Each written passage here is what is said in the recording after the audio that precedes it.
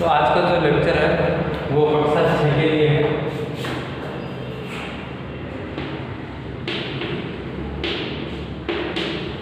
विषय विज्ञान।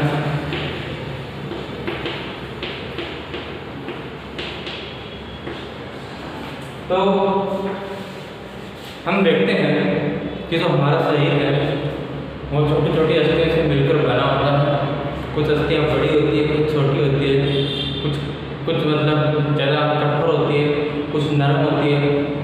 तो कुछ ना कुछ तो हमारी जो शरीर में 208 हड्डियाँ हैं, तो 208 हड्डियाँ किस टाइप की होती है और किस तरीके की होती है और कहाँ से मुड़ती है और वो किस टाइप से मुड़ती है, वो हमने चर्चा कर ली थी। आज का जो टॉपिक है वो है कि पसली पिंजर। पसली पिंजर का मतलब होता है जो हमारा ये फेफड़ा है, ये यहाँ से लेके यहाँ तक, इसके अंदर छोटी छोटी हड्डियाँ बनी होती हैं गोला टाइप की, और उस हड्डियों में छोटी छोटी अनेक हड्डियाँ होती है फेफड़े में, जो इस टाइप का होता है। पसली पिंजर ये होता है, इस टाइप का पसली पिंजर होता है। ये छोटी छोटी अनेक हड्डियों से मिलकर बना होता है। इसके पीछे का जो हिस्सा देख रहे हैं एक बड़ी सी हड्डी लंबी टाइप की है, जिसके हम कहते हैं मेरुदंड। मेरुदंड होता है जो पीछे लंबी हड्डी दिखाई दे रही है, एक लकड़ी की तरह जो बांस की तरह पीछे दिखाई दे रही है, वो है मेरुदंड। और यह है पसली पिंजर जो फूलता है।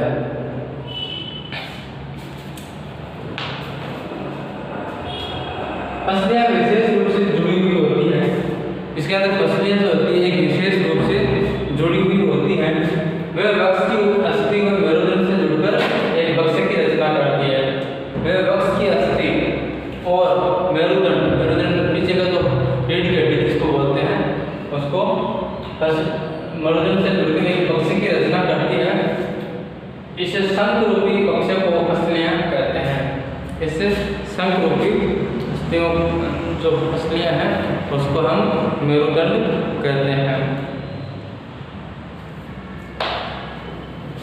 आगे है मेरुदंड।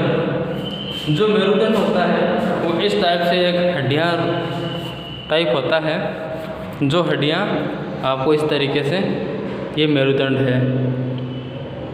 ये इस टाइप से एक लंबी हड्डी होती है, ये मेरुदंड कहलाता है। ये मेरुदंड है पूरा।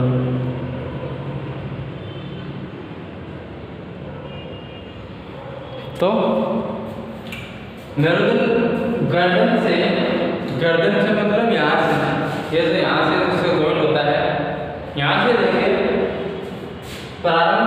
यहाँ से प्रारंभ करके पीठ के नीचे तक हड्डी को मेरुदंड कहते हैं।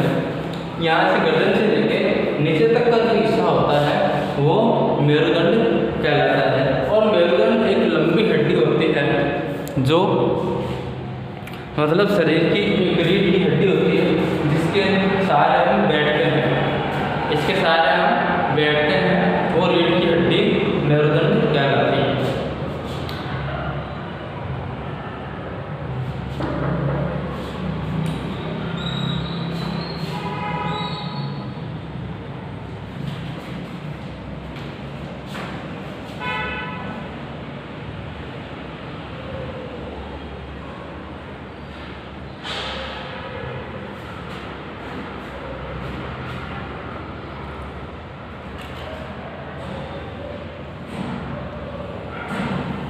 आगे जो कंधा होता है हमारा, ये रीढ़ की हड्डी से लेके यहाँ से जुड़ा होता है। ये जो शरीर होता है ये कंधा होता है, यहाँ से उसको कंधे की अस्थियाँ कहते हैं।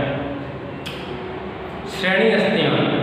श्रेणी अस्थियाँ का मतलब जो हम बैठते हैं वो बैठते हैं, और उसे श्रेणी हड्डियाँ जो होती है वो, जैसे हम कुर्सी पे बैठते हैं, मेज़ पे बैठते हैं, तो ये जो हिस्सा है वो श्रेणी अस्थियाँ कहलाती है। इस टाइप से ये श्रेणी अस्थियाँ होती है।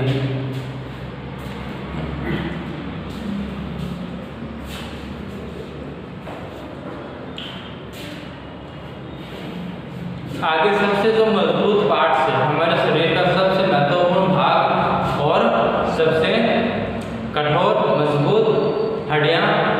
इसकी बनी होती है, जो हमारा सिर होता है वो सबसे मजबूत हड्डियों का बना होता है, वो है ये।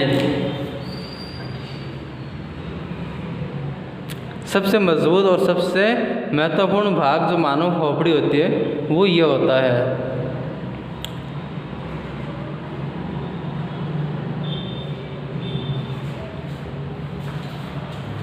हमारा शरीर छोटी छोटी हड्डियाँ और मिलकर बना होता है, तो खोपड़ी जो होती है वो सबसे महत्वपूर्ण भाग होता है।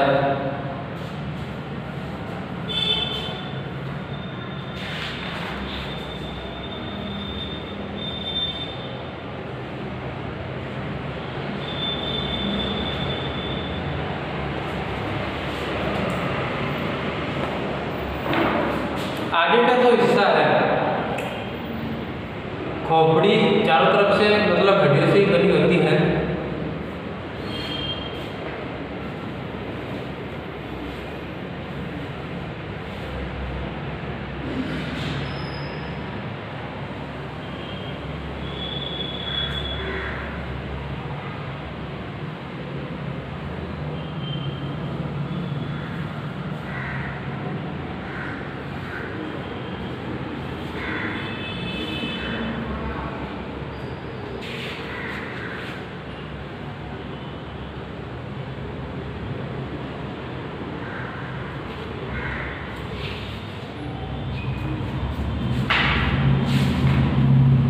आगे हम पढ़ेंगे जंतुओं की चाल।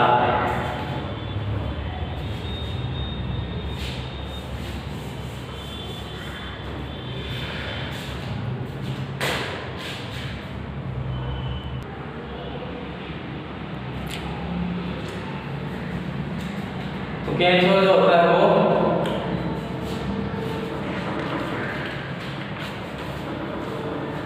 केंचुआ तो इस टाइप का जो होता है,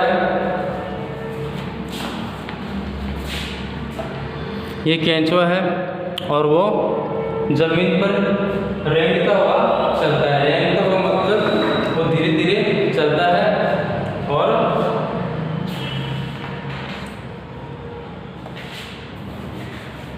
उसका जो शरीर होता है वो छोटे छोटे मतलब लेयर्स में बना होता है और वो अब घोंगा है। घोंगा क्या है? घोंगा तो इस टाइप का बना होता है, वो भी जमीन पर लेट कर चलता है। घोंगे को कांच की पट्टिका पर रखकर इसका प्रक्षेपण कीजिए। यह चलना प्रारंभ करे तो सावधानी से कांच की पट्टिका को अपने हाथों से अपने सिर से ऊंचा उठाकर कांच के नीचे की ओर से उसका चलने का प्रक्षेपण ढंग से कीजिए। तो वो भी रेंगता हुआ चलता है। तिल चट्टा होता है, तिल चट्टा के 6 पैर होते हैं, 3 जोड़ी पैर होते हैं और वो भी हवा में उड़ भी सकता है, तेज हवा में उड़ सकता है, चढ़ सकता है और दीवार पर भी चढ़ जाता है। पक्षी तो होते हैं जिसकी हड्डियाँ खोखली होती हैं, मजबूत होती है, जिसे उड़ने में सहायक करती है, पंख होते हैं। आगे है मछलियाँ जो पानी में तैरती है। सर्प जो होते हैं वो आड़े टेढ़े मतलब दीवार पर चलते हैं, दीवार पर भी चढ़ जाते हैं। तो इस तरीके से आपको सवाल करने पाठ आ सकते हैं।